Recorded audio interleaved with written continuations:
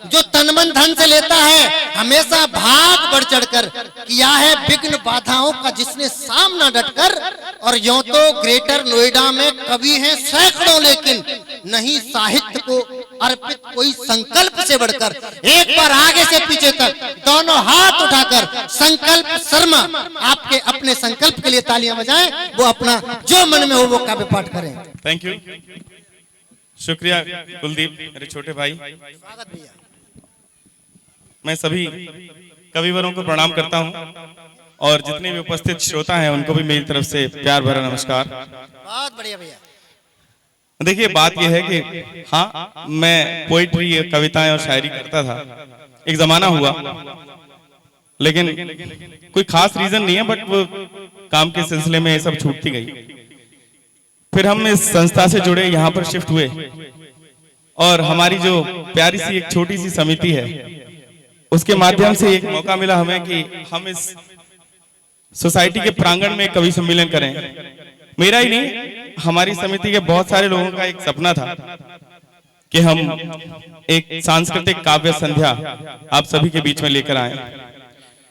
उद्देश्य मेरी कविताएं सुनाने का बिल्कुल भी नहीं था। जो उद्देश्य था वो मैंने शुरू में भी बताया, फिर से बताता हूं कि भाषाओं का प्रचार, भाषाओं के बारे में प्रसार बहुत जरूरी है। दरअसल हम जब से पैदा होते हैं भाषाएं हमारे साथ ही होती हैं, और यही एक ऐसी चीज है जो धर्म और भाषा इंसान साथ लेकर पैदा होता है। आदिल साहब का एक शेर मुझे याद आता है कि भाषाओं का मजहब क्या है, इन बातों का मतलब क्या है। भाषाओं का कभी कोई मजहब नहीं होता। आजकल मैं देखता हूं भाषाओं के ऊपर रिलीजन की टैगिंग लगा दी गई है। छोटे बच्चे क्या सीखेंगे जब वो बचपन से ये सुनते आएंगे कि ये भाषा इस धर्म की है, ये भाषा उस धर्म की है। हमारा एक छोटा सा प्रयास है, बहुत बढ़िया भैया, सही बात, ये जानने के लिए कि भाषाओं के कोई धर्म नहीं होते, रिलीजन नहीं होते। हाँ, रीजन्स होते हैं, भाषाओं के रीजन्स होते हैं, मतलब क्षेत्र होते हैं। भाषाएं हमेशा क्षेत्रों से पनपती हैं, रिलीजन से नहीं पनपती। खैर, ये हम पर्व मना रहे हैं 9 दिन का, हमारी आस्थाओं का, मान्यताओं का, विधानों का पर्व है ये। मैं अपनी 1-2 पोइम सुनाऊंगा आपको, ज्यादा बोर नहीं करूंगा, 1-2 गजलें। लेकिन उससे पहले मुझे एक बहुत ही पॉपुलर या कहें बहुत ही चर्चित मनु वैशाली एक कवित्री हैं, विधानों के ऊपर मुझे उनकी कुछ पंक्तियां याद आ रही हैं जो मैं लिख के लाया हूं कि कहीं मैं भूल ना जाऊं। मैं वहां से शुरू करता हूं।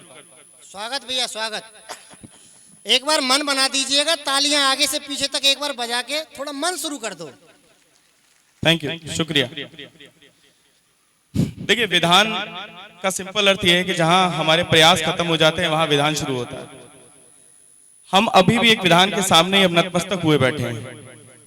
आपने सुना होगा विधि का विधान है, किस्मत का लेखा है, भाग्य चक्र है। मतलब जहां हमारी कोशिशें सब कंप्लीट हो जाती हैं उसके बाद हम विधानों के भरोसे रहते हैं। तो देखा जाए तो इंसान के ऊपर की बात है विधान। जब उसकी कोशिशें हो जाती हैं पूरी, तब हम विधान की बात करते हैं।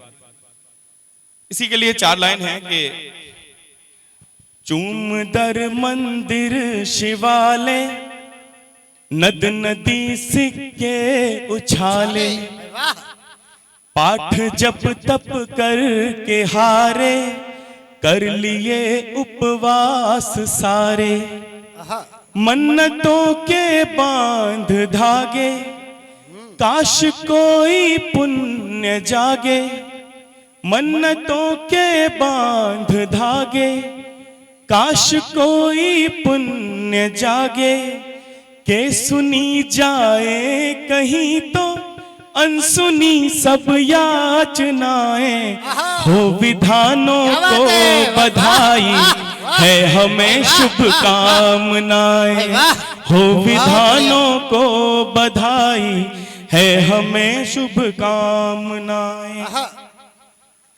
ज्ञान के प्रवचन विफल हैं, प्राण लेकर प्रण अटल हैं, प्रीत का हठ योग साधे, प्रश्न है अंतस में आधे। क्यों नहीं तुम भाग्य मेरे, क्या नहीं मैं योग्य तेरे, क्यों नहीं तुम भाग्य मेरे, क्या नहीं मैं योग्य तेरे, पूर्ण हो किस विध कहो तुम ये मनोरथ कामनाएं, हो विधानों को बधाई है हमें शुभ कामनाएं, हो विधानों को बधाई है हमें शुभ कामनाएं। Thank you. मैं अपनी उम्मीद है आपको पसंद आया होगा। मेरी नहीं है, ये मनु वैशाली जी की है, बहुत ही यंग और बहुत ही चर्चित कवित्री है हमारे देश की। अमरीश भाई, आप ताल्लुक के बारे में एक शेर पढ़ रहे थे, तो मुझे अपना एक शेर याद आया। बात वहीं से शुरू करते हैं। ताल्लुक खत्म कर देना कभी आसान नहीं होता। ताल्लुक खत्म कर देना कभी आसान नहीं होता। ताल्लुक खत्म कर देना कभी आसान नहीं होता, पुरानी चोट अक्सर सर्दियों में याद आती है। आए हाय भाई, यहाँ तो चोट खाए हुए हैं भैया। ताल्लुक खत्म कर देना कभी आसान नहीं होता, पुरानी चोट अक्सर सर्दियों में याद आती है। बहुत बढ़िया। और बिछड़ते वक्त जो देखा था उसको सुर्ख जोड़े में, आए हाय, बिछड़ते वक्त जो देखा था उसको सुर्ख जोड़े में, मुझे वो पगली अब भी शादियों में याद आती है। आए हाय, वाह वाह वाह। बहुत पुरानी है, शादी के बाद नहीं लिखी है मैंने ये। अच्छा, ये डिक्लेरेशन पहले ही कर रहे हैं आप? जरूरी है भैया, वाइफ बैठी है, आपकी भाभी वहां बैठी है। फिर ठीक है, फिर ठीक, अब समझ में आ गया। चलिए, मैंने एक छोटी सी डायरी में कुछ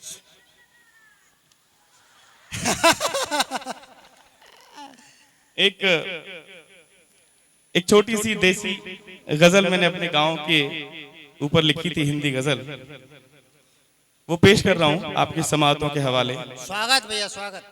दिन और रातें याद आती हैं, दिन और रातें याद आती हैं, गांव की बातें याद आती हैं। दिन और रातें याद आती हैं, गांव की बातें याद आती हैं। और जिनके घर में भाई हैं, छोटे या बड़े, वो जरूर इससे रिलेट करेंगे कि दिन और रातें याद आती हैं, गांव की बातें याद आती हैं। छोटा भाई मैं और बचपन, छोटा भाई मैं और बचपन, घूंसे लातें याद आती हैं, दिन और रातें याद आती हैं। घर से कुछ खाकर ही चलना, घर से कुछ खाकर ही चलना, माँ की बातें याद आती हैं। वैसे मेरी मम्मी आई हुई हैं, पांडाल में बैठी हैं, जयपुर रहती हैं, लेकिन फिर भी जब मैं कभी घर से बिना सुबह खाए पिए निकल जाता हूँ तो हमारी माँ यही कहती है, बेटा सुबह कुछ खाकर चलना। तो घर से कुछ खाकर ही चलना, माँ की बातें याद आती हैं। गांव का वो इकलौता पनघट, सातों जातें याद आती हैं, दिन और रातें याद आती हैं। क्या मीठे मीठे शेर भाई, वाह। गांव की बातें याद आती हैं। थोड़ा सा वक्त है हमारे पास। बिल्कुल बिल्कुल, सुनाओ। एक और हिंदी गजल, उसके बाद आपकी ज़हमतें तमाम, मैं स्टेज से विदा लूंगा, लेकिन उससे पहले एक सरप्राइज भी आप लोगों के लिए। स्वागत भैया। एक गजल और। कभी विश्वास के जब कच्चे धागे टूट जाते हैं, कभी विश्वास के, कभी विश्वास के जब कच्चे धागे टूट जाते हैं, तो फिर मजबूत से मजबूत रिश्ते टूट जाते हैं। हाय हाय, वाह। क्या, कभी विश्वास के जब कच्चे धागे टूट जाते हैं, तो फिर मजबूत से मजबूत रिश्ते टूट जाते हैं। जरूरत से ज्यादा का नशा अच्छा नहीं होता, जरूरत से ज्यादा का नशा अच्छा नहीं होता। नदी में बाढ़ आए तो किनारे टूट जाते हैं। हाय हाय, वाह। शुक्रिया शुक्रिया। नदी में बाढ़ आए तो किनारे टूट जाते हैं। और एक हल्का सा शेर है इसमें, आप सब लोग शायद रिलेट करें कि ये सरकारी महकमा है, यहाँ पर सोच कर आना। ये सरकारी महकमा है, यहाँ पर सोच कर आना। यहाँ आते हुए कितनों के जूते टूट जाते हैं। क्या बात है, क्या यहाँ आते हुए कितनों के जूते टूट जाते हैं। और एक शेर, मुझे नहीं मालूम कितने लोग इससे रिलेट करेंगे, कितने हम में से यहाँ पुरुष वर्ग जो बैठा है वो कितना रिलेट करेगा, लेकिन मैं कोशिश करता हूँ। यहाँ आते हुए कितनों के जूते टूट जाते हैं। उधर अम्मा की हालत और इधर बीवी की फरमाइश।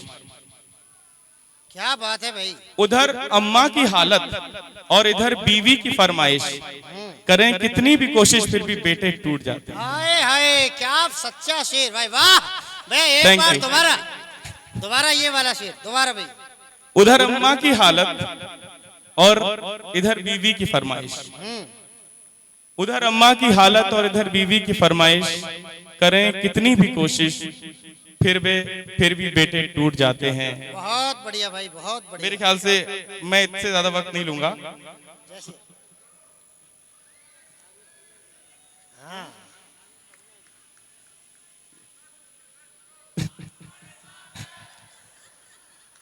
भाई, एक बार तालियां बजा दो ताकि मन हो जाए और भी बढ़िया तरीके से। हम तो पहले ही कह रहे थे भैया, वो दरअसल अपनी मार्केट वैल्यू चेक करना चाह रहे थे।